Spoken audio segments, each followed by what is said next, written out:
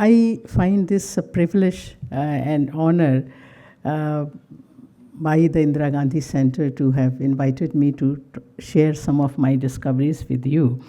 Because first, that I have great respect for Dr. Wakankar, and I have spent some time with him, but I have taken lots of inspiration from him for my archaeological fieldworks. And second, that while doing some of the findings when I was in field, now when I sit mostly on my table, some of these facts come out as a very important source for certain aspects of art, which is actually not directly my field. I do basically archaeology, and sometimes I go to field and for some, in search of some finds of archaeological importance, but then I end up finding evidence which gives new direction to some of the, aspects of Indian art and culture. Now, let me confess first that first I would like to, shower my Shraddhanjali to Dr. Wakankar, who was more than a teacher for me. And as people have been referring, it was about 50 years back. I could spend some time. I did meet him a number of times, but when he was at Bhimbetka working, and Dr. V.N. Mishra was there with him, we went to the camp, myself and Dr. Chaya Bhattacharya, who is here, great friend of mine. We made a trip there, and we were picked up from Bhopal. We went to the camp and we stayed there, and I had the opportunity to listen to his explanations, Dr. Wakankar's, and see the paintings with him, which was a real eye-opening for me, because at that time I was indulged only in stone technology, because my PhD thesis was on stone technology. And this was, art, but of course prehistoric art. And I remember one evening, which I would like to share with you, that Dr. V.N. Mishra being there, again a very good friend of my Guruji, Professor P.C. Pant, they organized a bhang party. And myself and Chaya, we were there, and Wakankar Sahab was very quietly sitting. And he was thinking what is happening and what will happen to these ladies, but very quietly sitting there. And myself and Chaya, we decided that only one of us will take the bhang, so that other person helps the person who has taken it and, who is under that spell. So it was decided that I take it, and she managed not to take it. And somehow I took servicing, which was really quite bad for me. And then after that, we were made to eat rasgullas, which really acts very badly if you are taken bhang or something. So I was in very bad shape, and I kept thinking, Chaya is so small, and I'm so large. How will she pick me up? Because I won't be able to get up on my own. And this was going on and on and on. And Dr. Wakankar was sitting, just beside me, and he said, relax, nothing will happen. We are all here. So this was it. Next morning, we went to the field with Dr. Wakankar, and I still remember he had such a, he was very simple to look at, but he was such a impressive personality and so much inspiring, because he was just into the subject. Nothing mattered to him. And we all know that at that point, going to field for individuals, there were no facilities. And he was, just moving from jungle and from rocks to rocks in search of paintings. Sometimes just having some sattu with him and some potatoes and all that kind of life he led. And he was really inspiration for all of us. And I think the younger people who come to know about him, his life, they will also be very, very inspired by him. And I only hope that what I'm going to talk about today is a kind of my respectful Shraddhanjali to him, because this is not on rock art. And when I was doing excavating Lahariya D, rock shelter in Ramanganj, Mirzapur, we did have a couple of paintings. Maybe, this team goes there and they do more justice to the paintings there. We could just, take a couple of pictures, and we also got some pigments from the excavations, but I personally did not pursue because I was at that point interested in many other things. Now, it so happened that working in Vindhyan region, we were working as Fort Foundation project on the megaliths, that ancient burial practices there. And there we happened to notice big blocks of stones, which were remains of ancient quarry.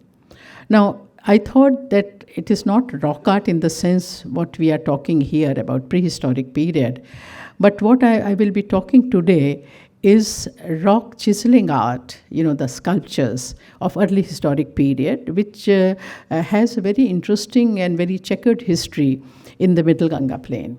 So this is what is my topic about, and I will not give you details of the reports which we have done because they are published, but I have just picked up, those aspects which are not very well known, which are not talked about, because while we were, working in Chunar area, these old quarries, the most important thing was that we got inscriptions, epigraphs with names of the artisans.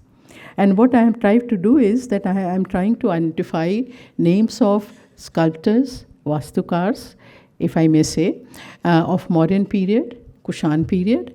And then I am trying to see that, how they were working and where were the workshops, because I could excavate a couple of workshops of ancient period in Varanasi, near Sarnath. So I'm going to piece together all that, giving a focus on the artisans of Mauryan and Kushan period, and how they were processing their chiseling art, and how these traditions came up in Banaras. This is the kind of gist, and I will straight away go to, because you have the written whatever I'm going to present with you, so I may not read my lecture as such. We will just see the slides and I will just talk about it. Now, the archaeological finds which I'm just referring to is that ancient quarries were identified in Chunar Hills in the year 1990. This was with me and Professor Pant. Professor Pant and myself, we went to for megaliths, and there we noticed those. I will show you the blocks. And this was in 1990. And let me tell you, before that, I was not doing art and crafts in any way. But up till BA, I did do painting, and I was good at it. So when I got this evidence, I really got into thinking about ancient art and craft. So this was a kind of a little diversion from my archaeological venture at that point. Then detailed investigation and recording of a large area, about 10 square kilometer of the hill, was done subsequently in 1990 to 1993 by me, because Professor Pant was then not interested, but I got very much interested in those remains of ancient quarries. Then dressed blocks, engraved levels, set of count marks, and digs in rock were recorded on the plateau and slope of hills at Chunar. And I will show you that through this evidence, you can reconstruct yourself the full process of quarrying, and how these the blocks were reached to the workshop sites, and how they were being sculptured. Evidence for mode of transportation of large stone blocks from hill to the water channel, and the basic mode of transportation in ancient times were through the rolling down the slope of hills and then navigating these blocks. Next. Now, just to show you a picture of this, this is the area which we recorded. These are the symbols which we put in the record. You show these slanted lines. These are actual digs, size of the digs, the quarries. The dots you see, thick ones, they are the blocks like that up there on the real picture. And this is the look of the ancient quarries on the top of hills. And we recorded about 10 square kilometers, the entire one of the hills of Chunar, and we got very, very interesting evidence. Next, please. Now, the total ancient quarries which we could count was 452. This is of the earlier period. Later on, when our team went again and again, we could identify some more evidence. But I'm basing this, and all this has been published in my report, From Query to Workshop, Archaeological Investigations in Varanasi and Chunar area. Then cylindrical blocks, the dots I showed you, 1128. Then we got 112 inscribed blocks. This was interesting because this was the most important evidence according to me, because we could date the quarries. Otherwise, there was no other way to date the quarries. How old are these? And then we could date that from 3rd century BCE, which is a modern period, to 12th century CE. These quarries were under operation. And this entire period is covered by different scripts. We have Kharoshti, we have Brahmi, we have later period of Brahmi, and then you can see the growth of Nagari, the later period. So this is the evidence which in the gist of the report. Next. Now, quarrying of sandstone at Chunar started in 3rd century BC, as I told you. It continued till 12th century in the form of these blocks. This was the basic form which continued from 3rd century to 12th century. Now, the modern quarry, if you go there, Chunar is still the main source of sandstone for the Middle Ganga plain. And the modern quarries are in the form of patia, what is locally called, the flat slabs. And these are taken by automobiles. So this is the difference. So as soon as you go to the hill, if you have this, these patias accumulated, these are modern quarries. As soon as you see the blocks like this, scattered all over, these are ancient quarries. Anyone can identify, Next. Now, the ancient quarries, you have large, thick blocks dressed in cylindrical forms because they were to be rolled down, many times inscribed with personal names, part of the architecture or, the part for which they are being used, rolled down the hills, navigated to the place through water channels, either stream or Ganges itself. Then thin rectangular slab for the modern quarry, cut in rectangular patia thin slabs, because nowadays in architecture, patia, these thin slabs are only used to pave the roof.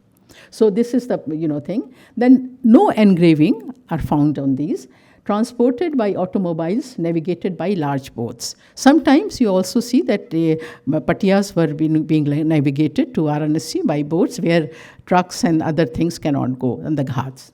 This is the view of the modern quarry. Next. The transportation, we saw that. Next. This is the view of the ancient quarry. So you can see, and if you are roaming around, you can find out.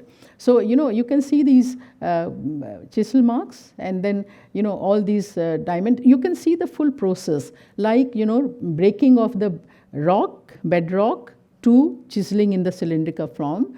Why these were, done in the cylindrical form? Because for the rolling. Mostly when I talk about this and I talk about the modern period, people think that, these were because they were to be made for pillars of Ashok. Partly true, but it was also mode of transportation. And this could be used, various way. Next. So this is just to show you another view. And if you see, you will see them as if they are being rolled through the slope. They were using the slope. Next. Next, you can see all these blocks were, going down the hill. Next. Slopes were followed. Sometimes, stream of the beds, they were rolled into that. Next. Then this is the bottom of the Chunar hill, where you can see lots of these, half buried, lying up there and all. So this was the route from top to the bottom, and then from here up to Ganges mostly. And once they reach Ganga, they can go upstream, downstream by navigation very easily. Next. This is 2 blocks which villagers put, the blocks found in the Nala bed. Next. And this is, the left one is the picture of Chunar, and the right one, this is a square block, but this is from Varanasi, just on the bank of the river. So this suggests that, Ganga was the main route of navigation. Next. Just to show you the map, this was the area which, the quarrying area. Then you have Ganga, and from Ganga, we are coming up to Varanasi, because I have taken as Sarnath the main consumer of Chunar sandstone of early historic period. So you can see, and if you see the dotted, dots there, Kotwa, Ashapur, if you can read, these are the workshop sites which I excavated, between Ganga and Sarnath. Next. Now we come directly to the, the resource area of the modern times, Chunar. Next. These are the important evidence there. We have, Kharoshti and Brahmi. We have two inscriptions in Kharoshti, which writes, the upper one is, which Ativ Osha. This has been read by B.N. Mukherjee and Dr. T.P. Varmaji. And the second was, which is not in this picture, Ayas Tosai, name in Kharoshti, and these two names have been taken to be the name of the artisans. Just names, no epithet. Just because just you have these two names, and if you see the type of writing, Kharoshti is comparatively better written, and then the lower one is Brahmi, which is Ogathafen, front of the pillar. So this is the name of the part for which the stone is being sent. This is in Brahmi, and the names are in Kharoshti. And this is important, just remember that. We will come down to it. Next, please. Now, Chunar Hill catered the need of stone requirement for sculptures and monuments of the Middle Ganga Pale during modern period. The main category of Ashokan monuments of the region is pillar surmounted by sculpture. So I'm going to Ashokan pillars now. Quarrying at Chunar was initiated under royal patronage. I have done some reading, and I found that, whatever is written into Kautilya's Arshas, it also suggests that some of these,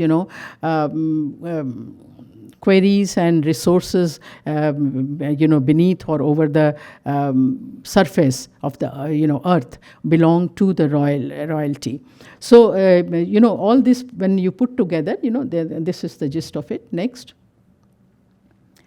Now, credited for initiating new cultural traditions, we all know, I don't have to repeat that in front of you, but written records, large dimension structures and sculptures, this was the contribution of Ashoka, modern period. Adoption of stone medium for monuments of imposing dimensions, large sculpture showing expert chiseling, epigraphic records to last for prosperity. These were some of the features which very strongly comes when we talk about Ashokan times or modern period. Next period, please. Now, we talking about the Ashokan pillar. And we all know that, it is composed of two parts, basically, capital and the shaft. Next. This is from... now, monolithic composition, Ashokan capitals are made of one stone.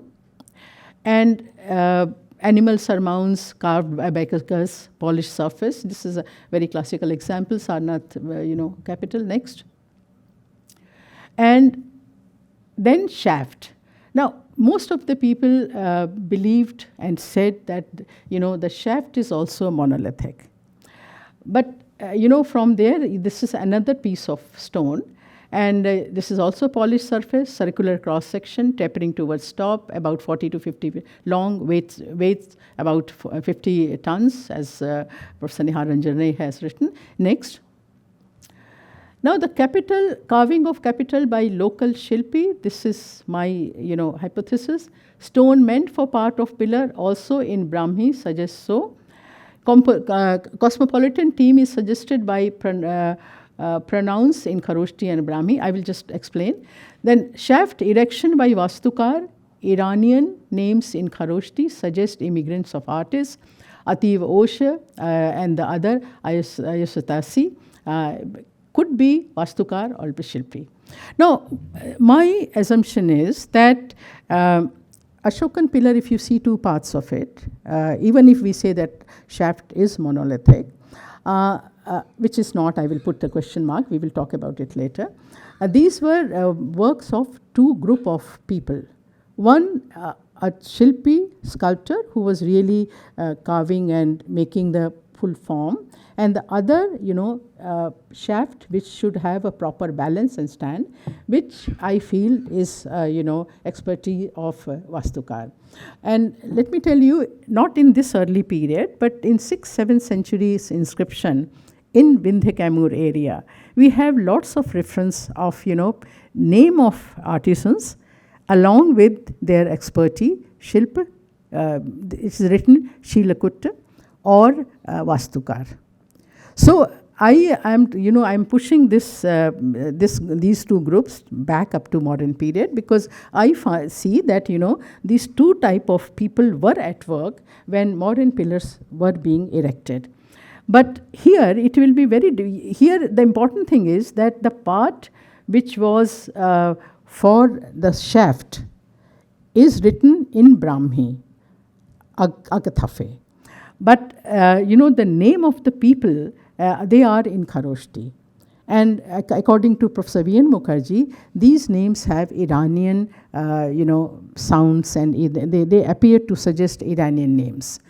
So this is important evidence, because on the basis of this, we can kind of visualize what was the nature of group, who were the people working, and how they were working on this erection of pillar. Next. Now, ethnography suggests, because I did some survey of workshop sites, sculpture making sites in Banaras, where sculptures being produced, and how many people work, who is the main composer, how many chiselers, who does the finishing, and all that. I found that in each of the reputed workshop, there is one main craftsman. He composes, he is responsible for selection of raw material, for entire composition. He draws the full outline.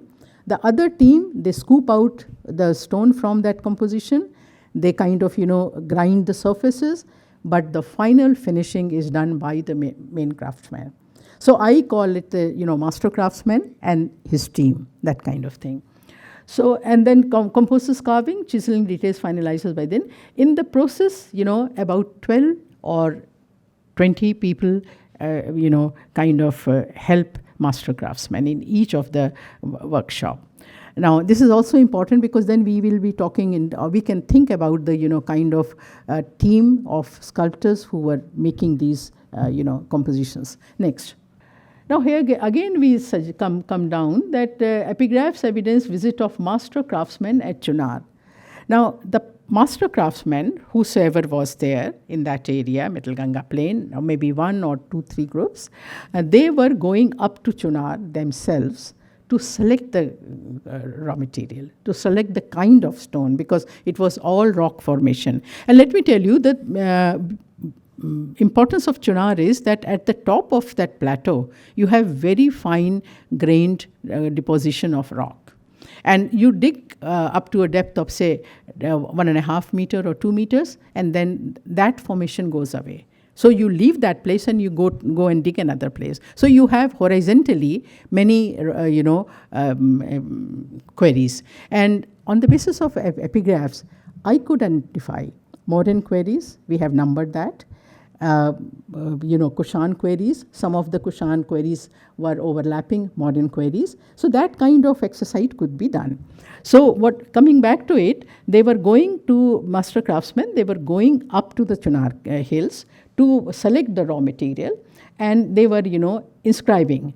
Now, if it is written Ativ Osha, and then it is rolling down, because you saw how many blocks were being rolling down, then this particular block was to go to Ativ Osh, wherever he has to work on this.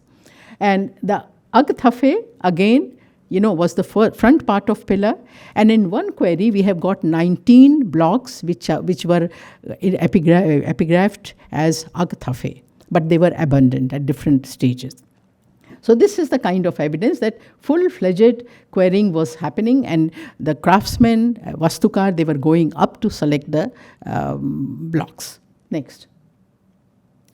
And just to tell you, this is a query number 115. This is in our, that record sheet. And they were 19 were everything. And I have also given the, dimension of it, because I feel that one of these blocks could have been suitable for carving the lion capital.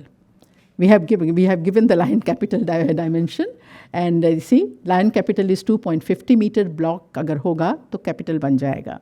And we have smaller, but we also have, bigger.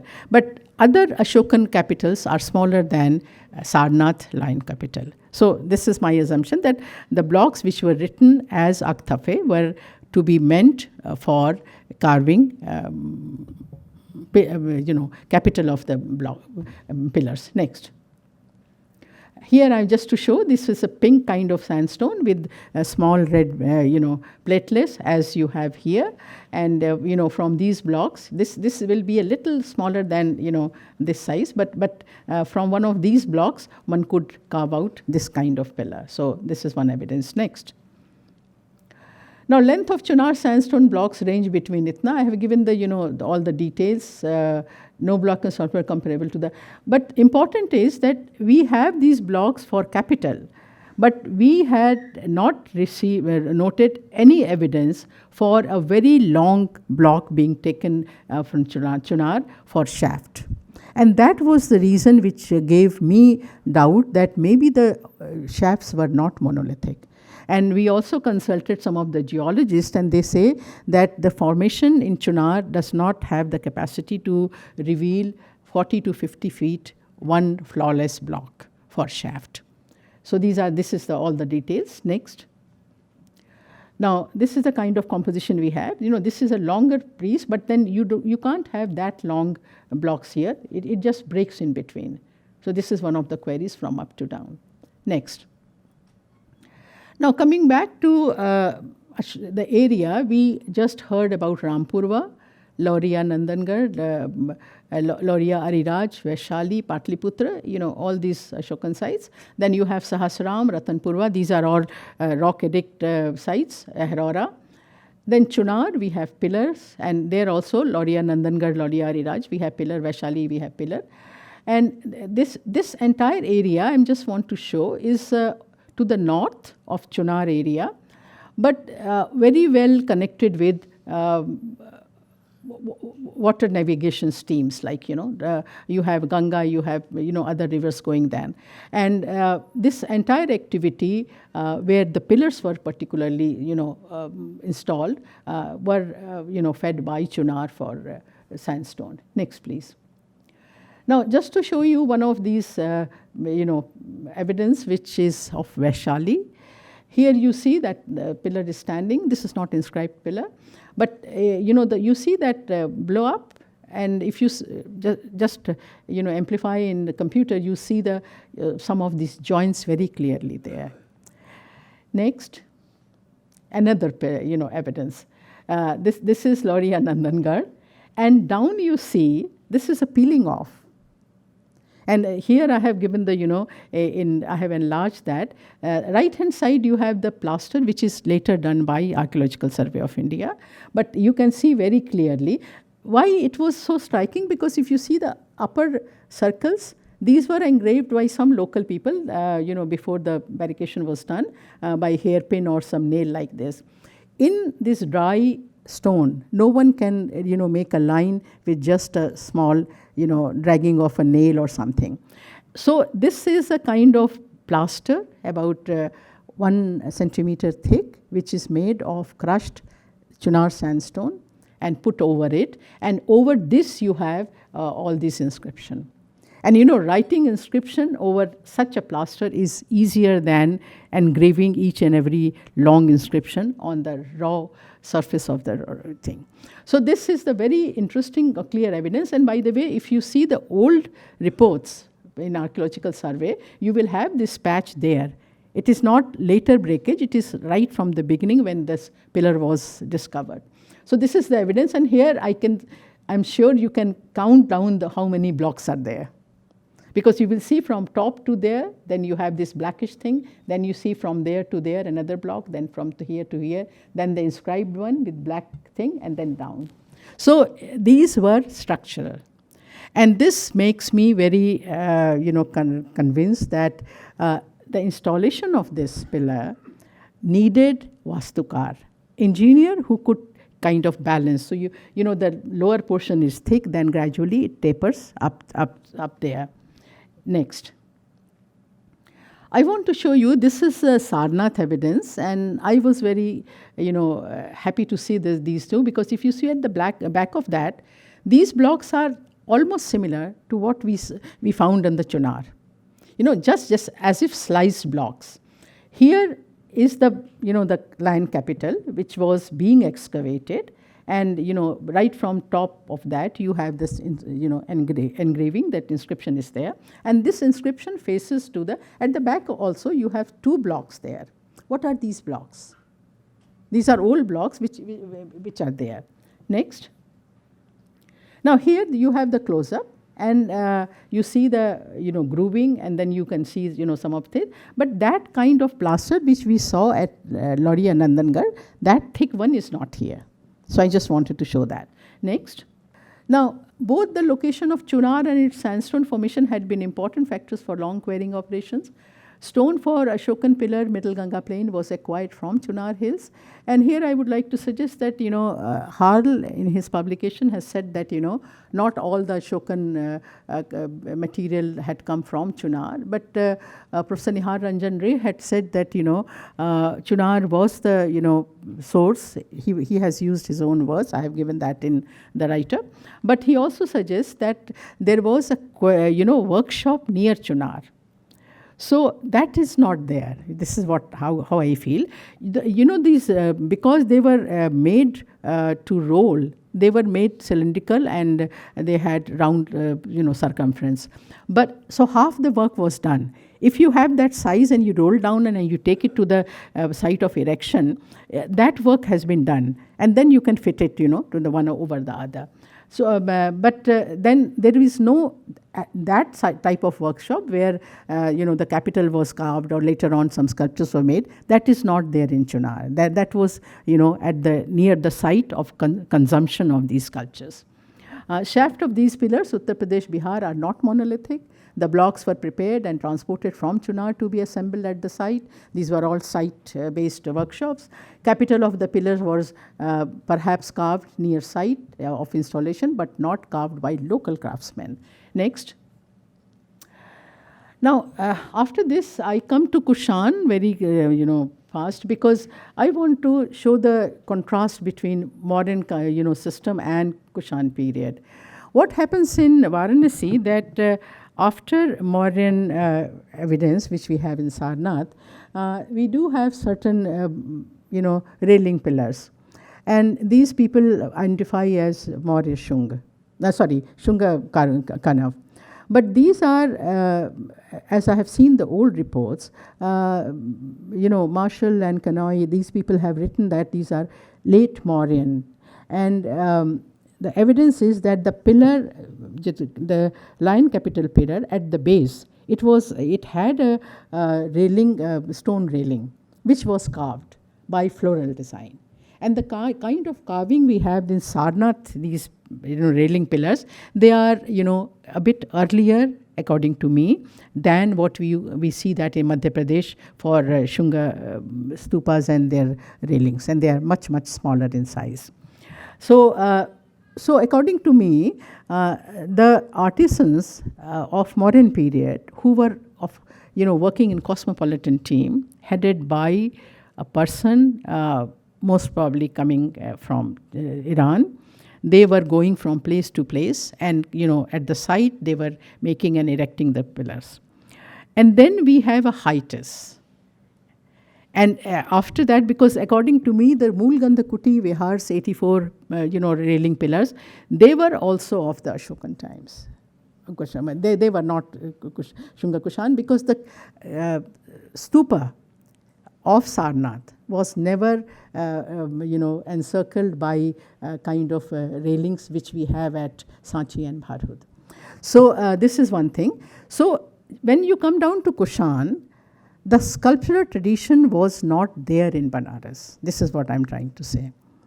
And we have evidence of Balabhikshu image, which was brought from Mathura by Balbhikshu to be donated at Sarnath. Now, Sahni has very meticulously recorded that there were 3, Mathura images, 6 Chunar sandstone images of Bodhisattva. So, and he says that these were copies of Mathura images.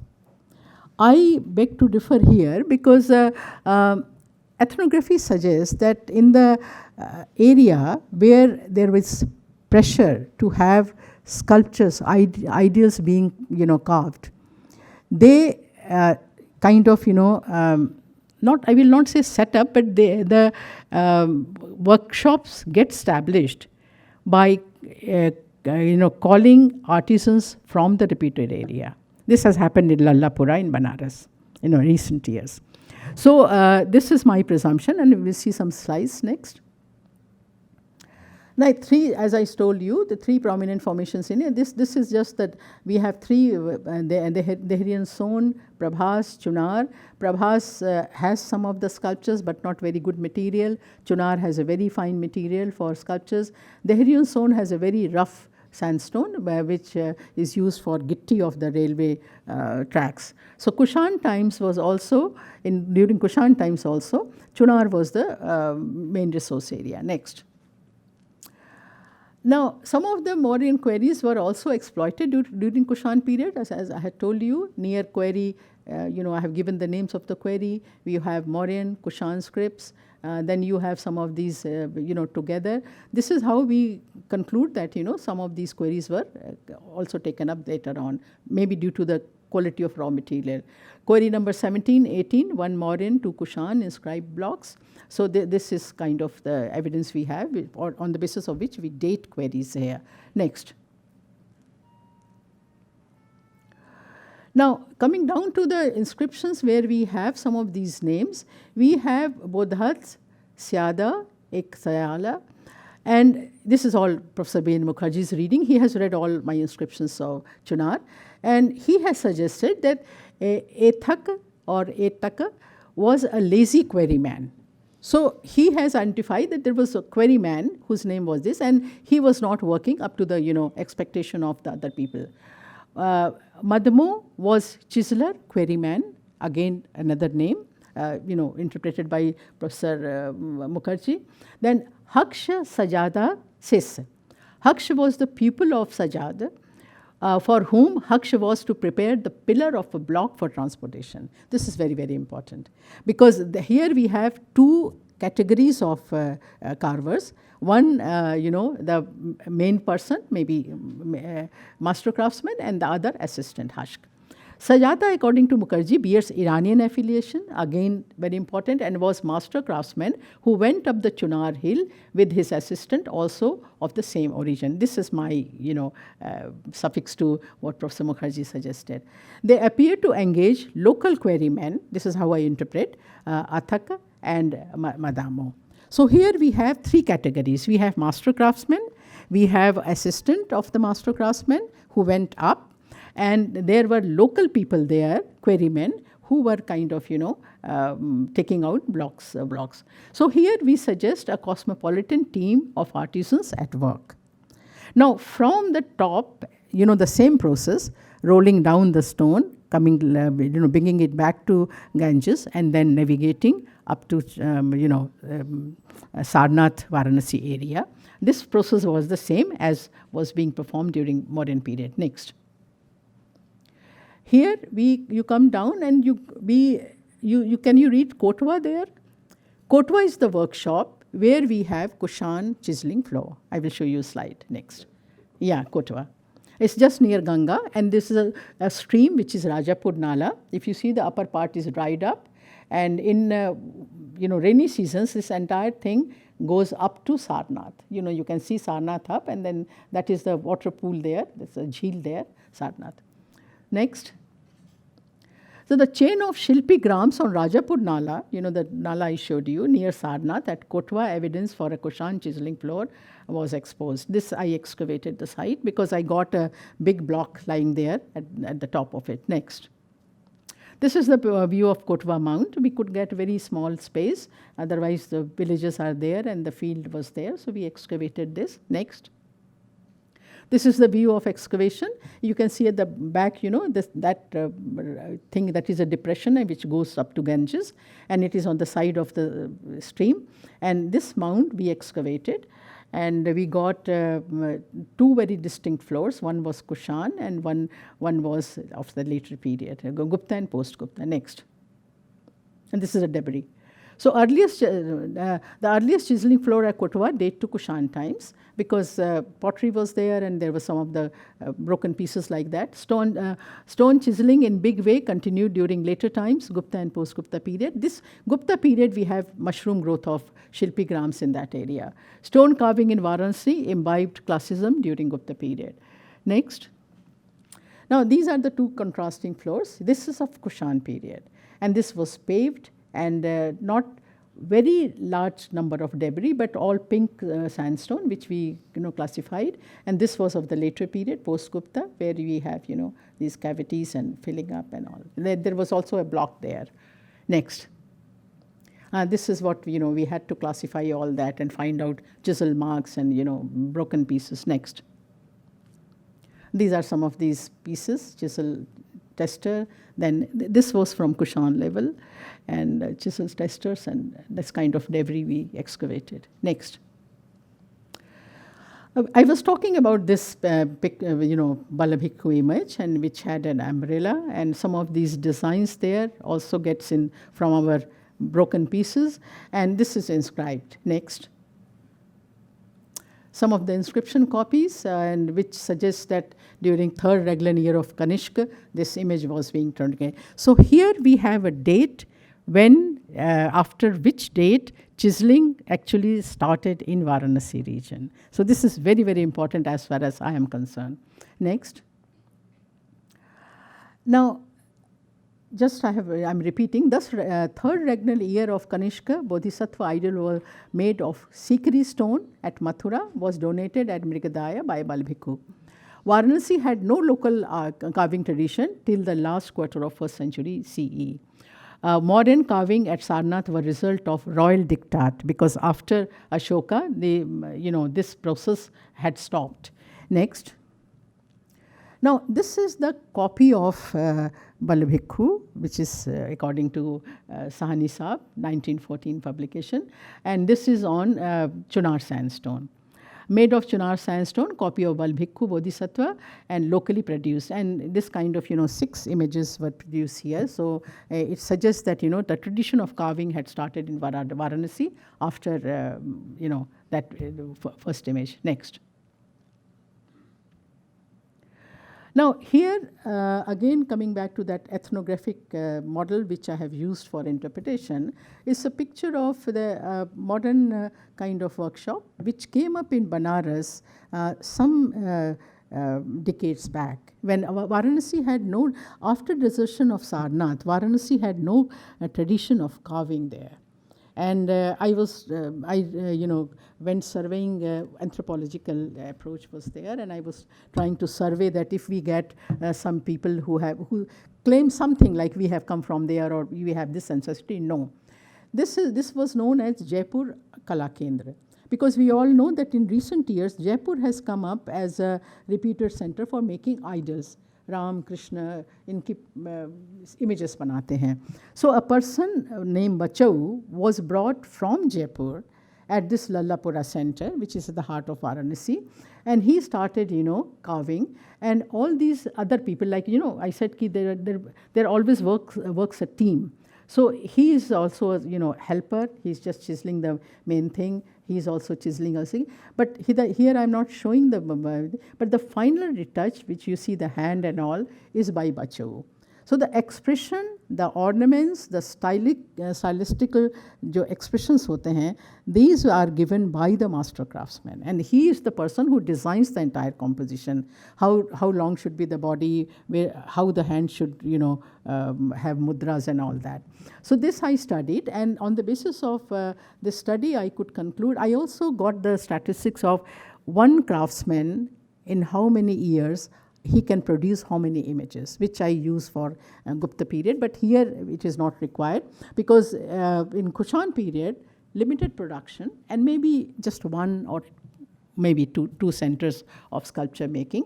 But the idea is to show this, that there was a master craftsman who was perhaps, who hailed from Mathura. According to his name, he has affiliation with some Iranian origin. And let me tell you that I also scanned inscriptions of Mathura. We have lots of donors of sculptures in Mathura, but not a single name for artists. So I suspect that these were the people who did not come during Kushan period from Iran directly, but they had stayed back if they had come during modern period and generation by generation. And Mathura was a very lively or vibrant cultural center, so they were there.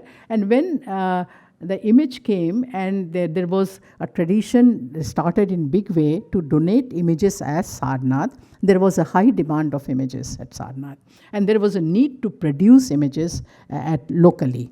So that gave kind of impetus for the initiation of carving in Banaras around Sarnath. So this is how I look at it. Next. Modern craftsman is invited where carving has no roots, unskilled and semi-skilled chiseling by local and composition, and a finer carving by master craftsmen. This is the kind of composition. In ancient period, I am trying to put epigraphy there. Sarjad perhaps was master craftsman of Iranian origin. Haksh, his assistant, was also of same lineage. Local quarrymen and other artisans perhaps were other members of the team. The team comprised of local and immigrant Mathura carvers. This is my kind of conclusion about Kushan period. Next. Now, Sajjad, the master sculptor, when his assistant had went up the hills to select from these quarry, which were composed of fine texture pink sandstone. The blocks prepared here were of this length, were smaller than the colossal Balbhikku image. Let me tell you that we have not got that big block from which a Balbhikku size image could be carved out, which required a block of at least 250 to 300 cm length. Since local made images were smaller, 6 feet to 2.5 broad, could be chiseled out of these. Select blocks were navigated to Shilpigram on the bank of Rajapur. This is the kind of inference. Next. And the 6 Bodhisattva figures made in Chunar sandstone found from Sarnath were chiseled at the carver villages located on Rajapur Nala. After completion, the images were transported again through navigation to the Buddhist settlement for donation, because these might have been very heavy. The restricted count of images suggests only 1 or 2 workshops during Kushan times in the region. Next. Next. So now, almost concluding, stone carving in Varanasi was initiated in the last quarter of the 1st century CE. The ideas made on Chunar sandstone were not copies, but creation of cosmopolitan team of artisans led perhaps by master sculptor from Mathura. The local carved images were smaller than Balbhikku idol and feature beginning of Sarnath. Because the copies are not exact copies, they also start showing local tradition, which actually flourished during Gupta period as Sarna school of sculpture. Then stone carving in Varanasi in post-Kushan times was perhaps restricted, as the time is neither distinct at workshops nor the name of artisans is recorded in the epigraphs of quarries. Reason for was practice in 2nd, 3rd century CE. If you see the remains of Sarnath, there was a tradition had come to redonate the earlier structures. We have lots of epigraphs of Sarvastins on the modern pillars, railings and all in Sarnath. So, the tradition of just donation of images by affluent people or, had diminished it. People were redonating some of the earlier things. So, that was not very good for continuing sculpture traditions in big way. Next.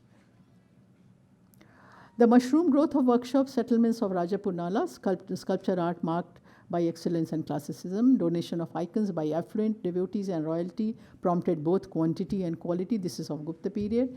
Post-Gupta period witnessed monuments adorned with sculptures in epigraphic records, name and suffix of artisan, which Shelakutti, Vastukar, is very, very frequent. Besides, Shilpagram workshops at the place of monuments became very, very common. This is what I wanted to say. Thank you so much.